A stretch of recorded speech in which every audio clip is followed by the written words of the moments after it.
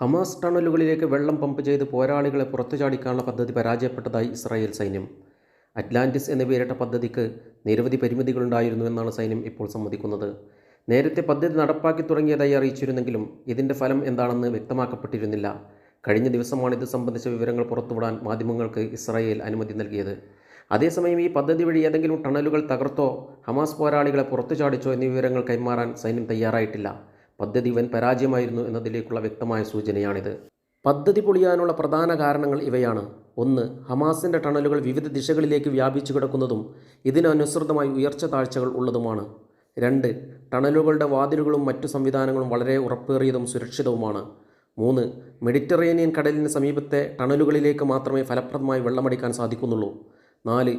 പ്രത്യേക യൂണിറ്റുകളെ പരിശീലിപ്പിച്ച് പദ്ധതി നടപ്പാക്കാൻ ഏറെ സമയം ആവശ്യമാണ്.